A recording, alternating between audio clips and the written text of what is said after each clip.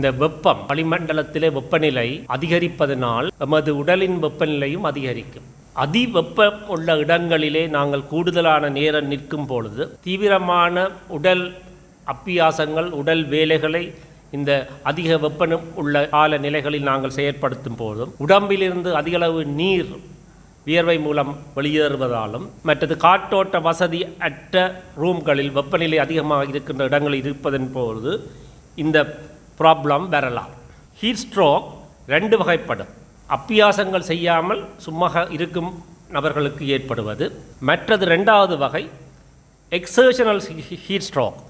இது பெரும்பாலும் இளம் வயதினர் ஏற்படும். பொதுவாக இந்த விளையாட்டு வீரர்கள், ஆர்மி உத்தியோகத்தர்கள், இவர்களிலே இந்த நிலை ஏற்படும். பாடி டெம்பரேச்சர் அதிகரிக்கும், 40 டிகிரி செல்சியஸிலும் கூட இருக்கும்.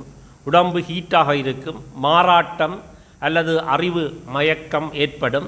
சிவியர் தலையிடி, மற்றது இருதய துடிப்பு வேகமாக இருக்கும். மயக்கத்தன்மை, சில நேரம் அறிவில்லாமல் போகலாம். வலிப்பு போன்ற வலிப்பு ஏற்படலாம். ஆகவே இந்த ஹீட் ஸ்ட்ரோக்கை நாங்கள் வராமல் தடுப்பதற்கு பல வழிமுறைகளை கையாள வேண்டும். கூடுதலான நீரை நாங்கள் அருந்த வேண்டும், அல்லது சிவிய உடற்பயிற்சியை இந்த ஹாட்டான டெம்பரேச்சர் இருக்கிற நேரங்களிலே நாங்கள் தவிர்க்க வேண்டும். பருத்தியுடைய துணியிலே செய்யப்பட்ட உடுப்புகளை பாவிக்க வேண்டும். மதுபானம் பாவனையை தவிர்க்க வேண்டும். கூடுதலான காபி, தேநீர் பருகுவதை தவிர்த்தல் வேண்டும்.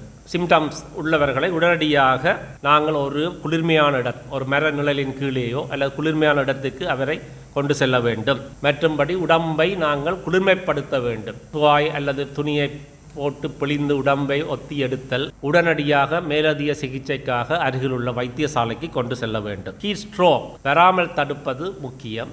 உடல் வெப்பநிலை 40 டிகிரி செல்சியஸ் மேலே செல்கின்றது. அதன்பொழுது நீங்கள் சில சிம்டங்களை, அறிகுறிகளை அறிந்து கொள்வீர்கள். அவ்வாறு அறிகுறிகள் இருக்கும் பொழுது நீங்கள் உடனடியாக வைத்தியசாலைக்கு வர வேண்டும்.